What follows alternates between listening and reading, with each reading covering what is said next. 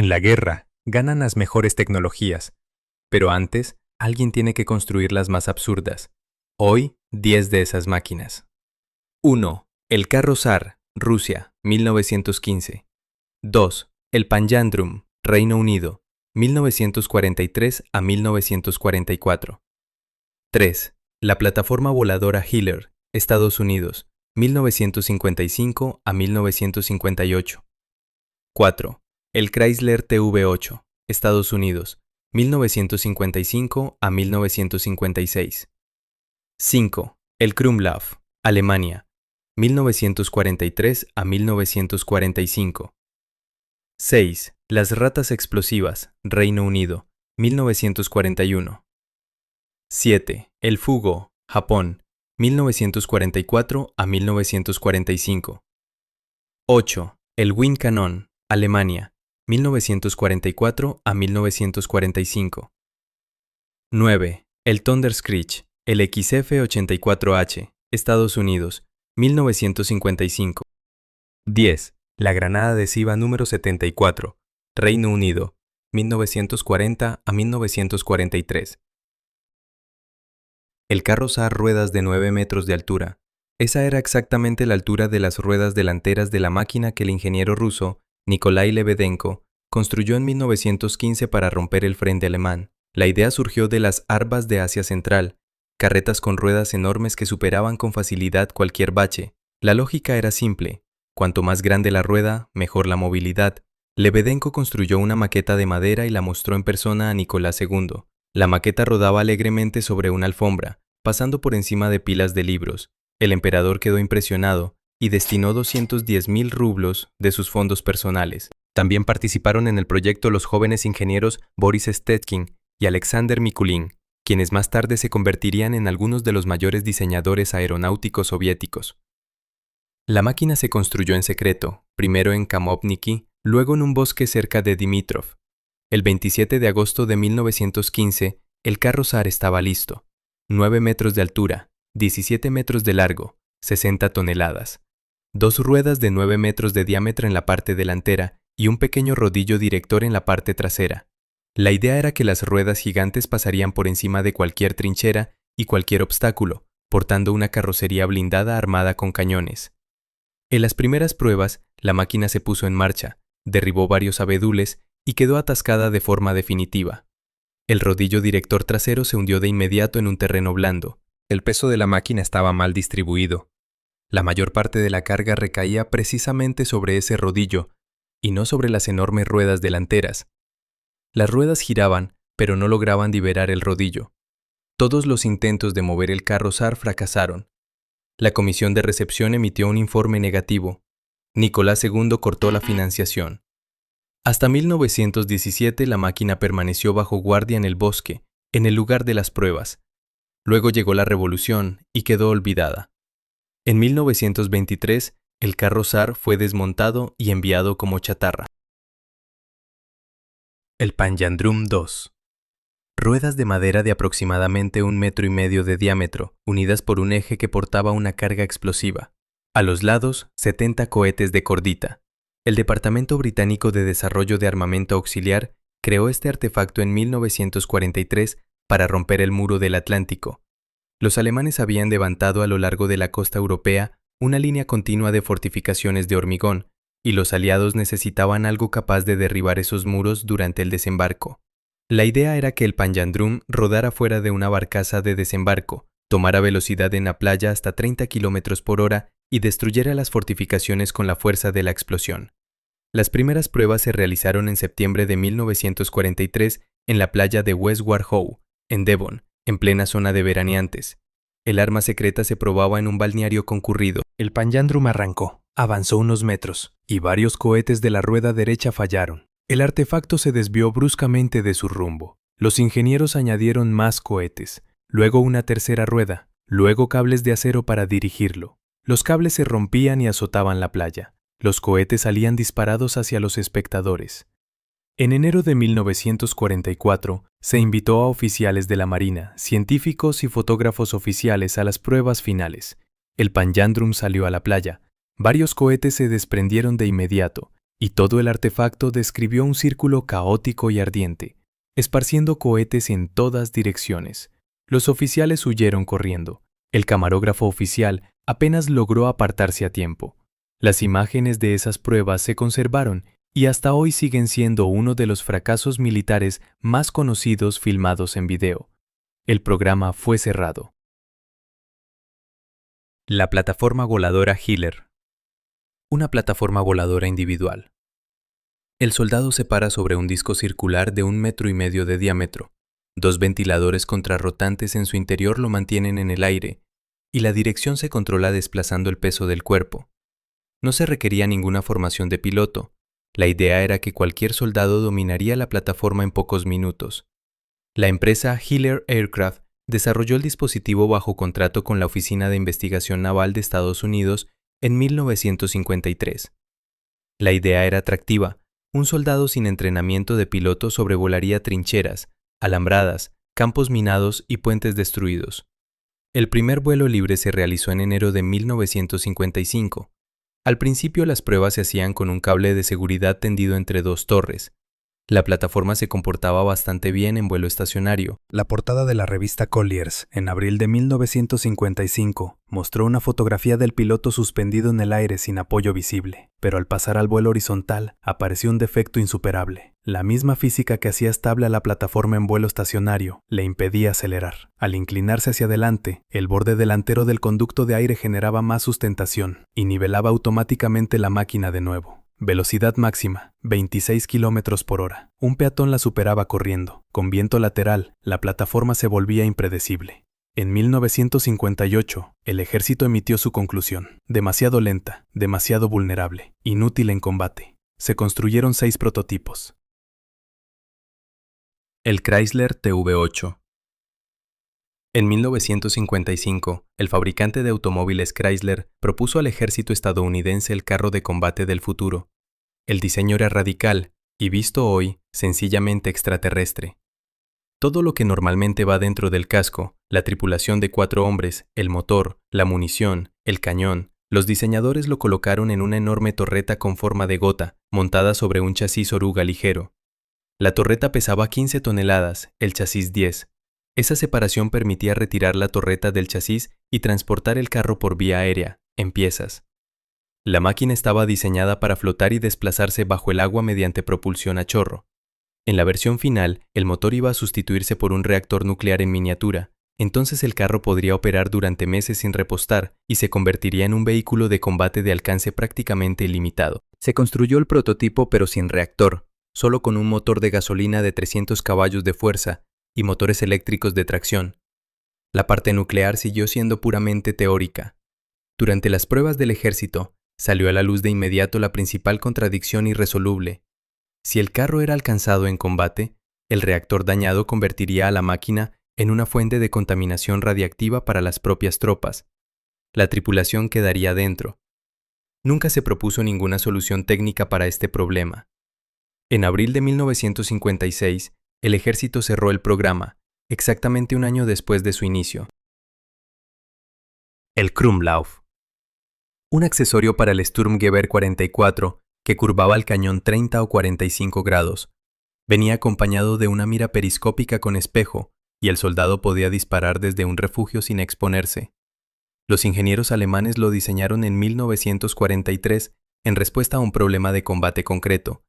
La tripulación de un carro no podía disparar contra la infantería que se acercaba justo hasta el vehículo, en el ángulo muerto alrededor del casco, una zona a la que ningún arma reglamentaria podía alcanzar. La versión para carro se fijaba a la escotilla y permitía disparar hacia abajo y hacia los lados. Después se desarrolló una versión para infantería, para disparar desde trincheras o desde las esquinas sin riesgo de exponerse. También se produjo una versión para la ametralladora MG-42. El fabricante afirmaba una vida útil de 6.000 disparos. La idea funcionaba en la teoría. En la práctica, las leyes de la física resultaron más fuertes. Al pasar por la curvatura, la bala sufría una presión lateral para la que el metal no había sido diseñado. La versión de 30 grados soportaba unos 300 disparos antes de que el cañón se agrietara. La de 45 grados, unos 160. Las versiones con un ángulo más pronunciado se degradaban mucho más rápido. Además, con cada disparo, parte de las balas se fragmentaba dentro del accesorio, convirtiendo el arma en algo entre un fusil y una escopeta. Los ingenieros perforaron orificios de ventilación en el cañón para liberar presión. La precisión cayó todavía más, y los gases calientes ahora golpeaban la cara del tirador. Ninguno de estos problemas fue jamás resuelto. Aún así, el accesorio se siguió produciendo y entregando a las tropas. Las ratas explosivas. En 1941, la Dirección Británica de Operaciones Especiales compró alrededor de 100 ratas a un proveedor londinense, oficialmente para experimentos de laboratorio. Un agente se presentó ante el vendedor, haciéndose pasar por estudiante de ciencias naturales. Esto no despertó ninguna sospecha.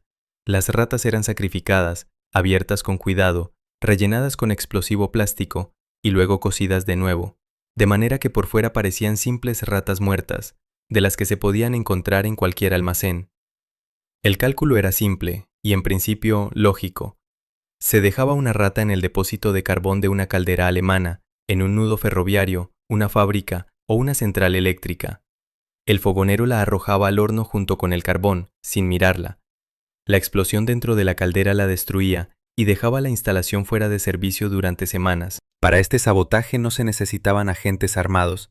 Bastaba con una sola rata muerta en un montón de carbón. El primer lote fue interceptado por los alemanes antes de que pudiera repartirse entre sus objetivos. El programa fue cancelado, pero el mando alemán no sabía cuántas ratas de ese tipo podían ya estar en el territorio ocupado. Se fotografiaron muestras y se enviaron a los centros de formación militar del Reich. Se realizaron inspecciones en todas las calderas. Los fogoneros recibieron la orden de revisar cada palada de carbón antes de arrojarla al horno. Los militares alemanes registraron metódicamente los depósitos de carbón en toda la Europa ocupada, en busca de ratas explosivas que ya no existían. Las fábricas se detenían no por las explosiones, sino por las inspecciones interminables. La Dirección de Operaciones Especiales anotó en su informe que la inquietud así provocada había sido un éxito mayor que si las ratas hubieran explotado realmente. El fugo. 9.300 globos de papel. Esa es exactamente la cantidad de globos de hidrógeno, portadores de bombas incendiarias, que Japón lanzó desde la costa de la isla de Honshu, entre noviembre de 1944 y abril de 1945. Fue la primera arma intercontinental de la historia, varios años antes de la aparición de los misiles balísticos. El proyecto se basaba en un descubrimiento científico real. Los meteorólogos japoneses habían constatado la existencia de una corriente en chorro a gran altitud sobre el norte del Océano Pacífico, una poderosa corriente de aire que se desplazaba hacia el este a una velocidad de unos 300 km por hora, a una altitud de entre 8 y 12 kilómetros. El tiempo estimado de travesía hasta América del Norte era de 3 a 4 días. Cada globo, de 10 metros de diámetro, transportaba una bomba explosiva de 15 kilogramos, además de varias cargas incendiarias. Sensores barométricos liberaban automáticamente sacos de lastre al descender y dejaban escapar hidrógeno al ascender. El objetivo era provocar incendios forestales en el noroeste de Estados Unidos, generar pánico y forzar el desvío de recursos desde el frente. Alrededor de 300 globos llegaron a América del Norte, desde Alaska hasta México, y algunos alcanzaron Michigan. Ninguno provocó un gran incendio forestal.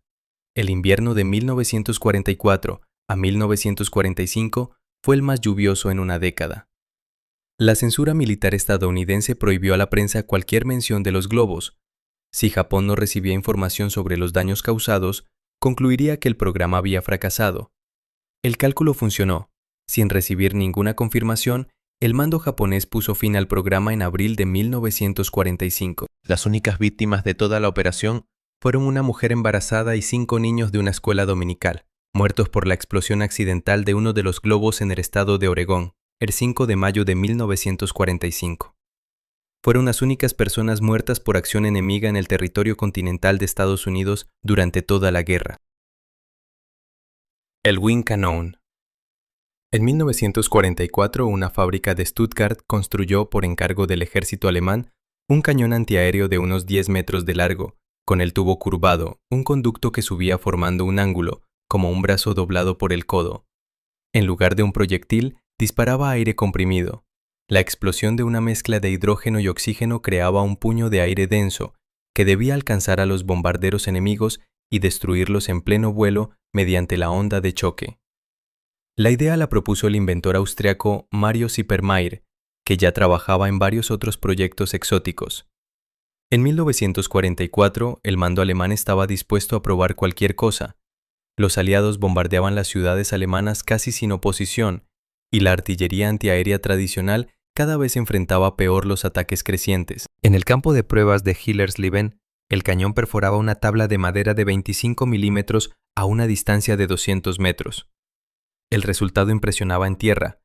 En condiciones de campo, todo resultó distinto. Los bombarderos aliados volaban a una altitud de entre 4 y 8 kilómetros. El proyectil de aire se disipaba por completo mucho antes de alcanzar el objetivo. El problema era físicamente insoluble. El aire comprimido pierde energía cinética al expandirse a gran distancia, y ninguna solución de diseño podía cambiar eso. El cañón se usó una sola vez en combate, durante la defensa de un puente sobre el Elba en 1945. No se logró derribar ningún avión. Durante la retirada, el cañón fue abandonado. El Thunder Screech. En julio de 1955, en la base aérea de Edwards, en California, el piloto de pruebas Hank Beard hizo volar una aeronave que los técnicos de tierra bautizaron de inmediato como Thunder Screech, el chillido del trueno. Oficialmente era el XF-84H, un caza experimental turbohélice de la compañía Republic Aviation. Los ingenieros habían instalado en el fuselaje de un caza de serie un motor turbohélice Allison de 5.850 caballos de fuerza, con una hélice tripala de 3,5 metros de diámetro. La hélice giraba a tal velocidad que las puntas de las palas alcanzaban Mach 1,18 ya en ralentí, generando de forma continua ondas de choque directamente en tierra. El ruido se oía a 40 kilómetros de distancia. La base aérea recibía quejas constantes de los habitantes de las ciudades vecinas. Los técnicos de tierra que trabajaban cerca del motor encendido sufrían náuseas y mareos. Un mecánico que no sabía que las pruebas habían comenzado y que trabajaba en un avión vecino fue hallado inconsciente en el piso de la cabina. Todas las comunicaciones con el personal de tierra se hacían exclusivamente mediante señales luminosas. Era imposible hablar cerca de allí. Si el ruido hubiera sido el único problema, quizá el programa habría continuado. Pero la aeronave también resultó extremadamente poco confiable. La hélice generaba un par motor enorme que desestabilizaba la máquina en vuelo, y el motor fallaba con frecuencia. De 12 vuelos de prueba, 11 terminaron en aterrizajes forzosos. El tiempo total de vuelo de ambos prototipos fue de 6 horas y 40 minutos. A finales de 1955, el programa fue cerrado. La granada adhesiva número 74. Tras la evacuación de Dunkerque en junio de 1940, el ejército británico se quedó casi sin armas antitanque. Al retirarse, había abandonado la mayor parte de su equipo en las playas francesas. Una invasión alemana de las islas británicas parecía muy probable, y la infantería británica prácticamente no contaba con medios para detener a los carros alemanes. Churchill ordenó personalmente desarrollar algo con urgencia. El ingeniero Robert Stuart McCrae, de una unidad secreta de desarrollo militar, propuso lo siguiente: una esfera de vidrio llena de nitroglicerina, envuelta en una funda de lana impregnada con liga para pájaros, una resina viscosa tradicionalmente usada para capturar aves. Todo el conjunto quedaba encerrado en una carcasa metálica de protección. Antes de lanzarla, el soldado retiraba la carcasa, arrojaba la granada contra el costado del carro, se adhería al blindaje y explotaba 5 segundos después. En la práctica, la granada se adhería a cualquier cosa excepto al carro. Al retirar la carcasa de protección antes de lanzarla, cualquier roce accidental con la superficie adhesiva expuesta, la ropa o el equipo, y la granada quedaba pegada sin remedio al propio soldado. La superficie de un carro de combate real está cubierta de una capa de barro y polvo que neutralizaba por completo el adhesivo. Exactamente ese es el aspecto de cualquier vehículo blindado tras unos kilómetros por un camino de tierra. La nitroglicerina se desestabilizaba durante el almacenamiento, convirtiendo la granada en una amenaza para el propio combatiente. El mando militar se opuso categóricamente a adoptar esta arma, pero Churchill insistió. Entre 1940 y 1943 se produjeron 2.500.000 ejemplares. Ninguno de los defectos de diseño fue jamás corregido.